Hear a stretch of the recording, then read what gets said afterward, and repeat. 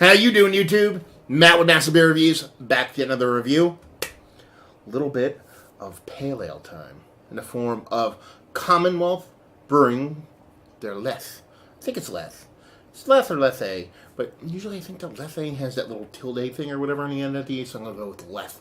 Probably butchering it in some form or fashion, but hey, par for the course for me. Anyway, Commonwealth Brewing. They are from Virginia. I have not had any of their beers. That's a lie. I drank one last night from a 4-beer mail from down Virginia way from Ryan. He popped me off for a Commonwealth beer, so I'm super excited to dive through all of them. This is the second one. This is pale ale. That's all I know. As far as what else this is on here, pale ale. And 5.1% less. That'd be that. They are out of Virginia Beach, Virginia, and I love their cans. Black stickered can, and they kind of just throw extra stickers on the bottom to kind of, tell you what beer is actually in the can itself. It says there's a little band in the bottom. The other ones had big kind of oval stickers in the front, but I like the ghetto base part of the can. And the stickers are cool, too. The artwork is pretty abstracty, but cool at the same time. Let's give this a little slanted pour.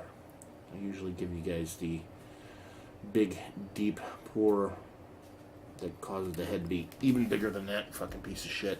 But, yeah, I'm being nice today. What can I say? 2.5 fingers. Just off-white and head, kind of like just south of khaki. Creepily, systematically uniform bubbles throughout. It's kind of really almost neurotically disturbing. And, yeah, it looks like a new school kind of pale. You know, bright reds. There's no reds in there. Actually, they're probably a touch of red. Orange, yellow, haze. You know, so she's what par for the course what pale ales are produced, especially what's coming out of the Northeast. Now, is Virginia considered the Northeast? It's kind of pushing it, but we'll let them in. It's okay. Anything south of the Mason-Dixon line, which is basically the bottom of Pennsylvania, is usually considered not Northeast, but we'll let you slide, Virginia. You're okay in my book. Anyway. Get a nose on her.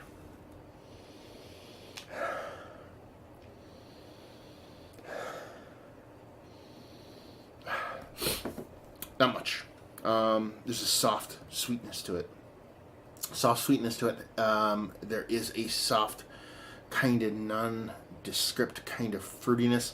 A very kind of gentle fruitiness. Like, for me, it comes off very unripened, kind of peachy, to where it's not even really producing a lot of the peach you normally would. I mean, when you smell a peach, the same thing goes with that kind of pear, like more of a lighter pear, a white pear kind of thing. Very soft fruits, very soft throughout the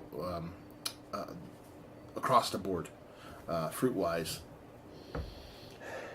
There's a little bit of a kind of crackery kind of maltiness kind of floating around there too. Everything's super soft. Really not much there. There is scents to be smelled, but yeah, kind of super soft. Is that a bad thing? I don't know.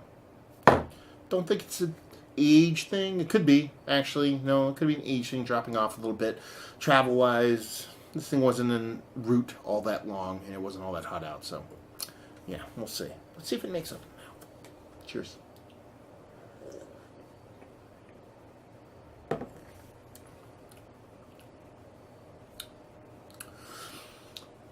A little bit of much of the same. A little bit of the much. Is that proper English? Probably not. Much the same.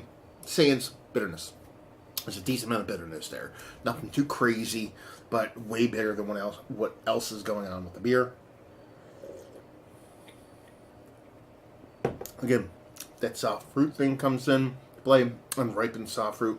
Your kind of unripened peach. I would even go more like kind of like a red apple unripened with that kind of white pear thing I talked about. A little bit of a spiciness to the hop too, like a peppery spiciness. A little bit of earthiness to it also. Sweetness isn't as big as I think it should be. For me, I'd like a little bumpy sweetness, kind of bounce off that bitterness a little bit more, but not too bad. Definitely a bittering beer. I'm gonna take a shot in the dark and see this has some time on it. Let's put it that way. It's a smaller beer. It's coming off kind of like it's been sitting around for a hot minute. So take that into account. I actually don't know anything about the beer. I pride myself in not looking up anything about the beers. But this is the 15th of August. So 2017. So if you want to go back and sleuth when this beer came out and let me know how old it is, that would be awesome. Or if you just know in general. But yeah, it's not so overly sweet. Definitely bittering leading the way, even though the bittering is not huge. It's bigger than everything else, and just a soft, unripened kind of fruit floating throughout it.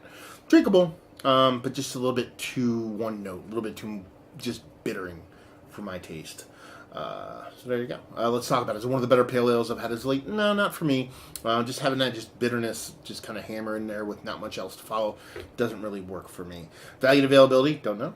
I assume it's brewery only. No idea what it costs. Excuse me. And just say if you like what would you like this. If you like bittering beers. If you like I said, if it is aged, if you want to know how beer's aged, you know what I mean? If you like, I don't know. If you like it's not well-made beer, let's put it this way. If it is aged, it's a well-made beer because it's had time for everything to drop out and flaws to kind of come to a head. And they aren't there. It's still a well-made beer. So it's just not balanced in a way that I typically like beers to be balanced. So there we go. Another review in the books. Hopefully you guys enjoyed it.